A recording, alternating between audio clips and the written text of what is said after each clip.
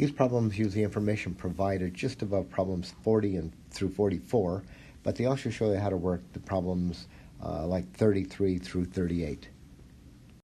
So here's the information that we're given. You read through this, there's just a lot of information here, and what we want to do is draw a Venn diagram so that we can summarize this and make some sense out of it. So we have three languages here, right? We've got French, Spanish, and Latin.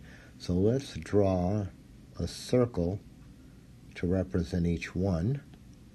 That one might be French. We'll label them in a minute. This might be Spanish.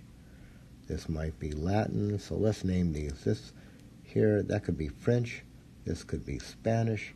This could be Latin. Now let's start summarizing our information. And the way we're going to do this is let's take the smallest set first, and then we'll work our way out into the bigger set. So usually the way these problems read is from the bottom up. Not always, but almost all the time. So let's start here. What do we know? We know that 50 students take all three, so let's put a 50 there. Then we know that 200 take Spanish and Latin.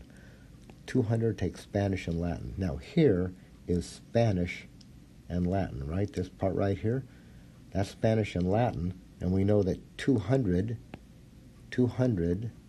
goes in here, but look, we've already accounted for 50. So out of 200, if we've already accounted for 50, that must mean there's 150 left unaccounted that's in that spot. And then let's just say, who are these people? These 150 people are taking Spanish and Latin, but not French, right? They're outside of French. Now let's move up here. We know that 300 people are taking French and Latin. Right, here's French and Latin. French and Latin right here, and we've got 300 in that group. We've already accounted for 50, so there must be 250 here. Right, that would give us the 250 plus the 50 is the 300 people in that group.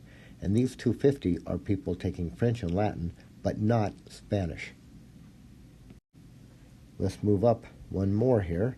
We've got 1,500 taking French and Spanish. Now French and Spanish, that's right here, and we've got 1,500 people taking French and Spanish.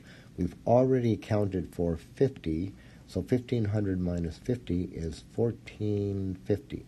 So these 1,450 here are taking French and Spanish, but not Latin. And let's move up again here. What we've got now is that 500 people are taking Latin, right? 500 are taking Latin. And here's the group of Latin. But look, we've already counted for 250, and 50 is 300. 300 and 150 is 450. We've accounted for 450 people already, and if there's 500 taking Latin and we've accounted for 450, there must be just 50 taking Latin only. Let's move up again. We've got 3,000 people taking Spanish. So in Spanish, we've got 3,000 people here. We've already accounted for 1,450. 50 is 1,500, and another 150 is 1,650. So that 3,000 minus the 1,650, that gives us 1,350 in that region. Now let's move up again. So now we're right here at 2,000 people taking French. So French is this group right here. There's 2,000 people in that group. We've accounted for 1,450, and 50 more is 1,500. 1,500 and 250 is 1,750. And then 2,000 minus 1,750, that's going to give us 250 in that group. Now here's what we know too. There are 4,000 people in the school, and we've accounted for all these people taking French, Spanish, and Latin. So out here, in this entire group, there's 4,000 people. We've accounted for this many already. So out of the 4,000, we've accounted for this, this, and this. So to get how many people are outside here, let's take the 4,000. So I think what we're going to get here is in here, we're going to get the 4,000 minus all of these numbers right here. Now, when I add all these numbers up here, I get 3,550. 3,550. So the number of people in this region here, not taking any of those languages, is going to be 450. So now that we've got it all summarized, we can start to answer some questions. Let's just make some up. Here's a question we could try to answer. How many students take French only? So French only, that's going to be this group right here, right? French only, no Spanish, no Latin, just French only. That's going to be 250. So another question might be, how many students take exactly 2 of these languages? Now, exactly 2, that would be here, right? This is just French and Spanish. So that would be here. Exactly 2 would be here. And exactly 2 would be here, right? French and Spanish only. Spanish and Latin only. French and Latin only.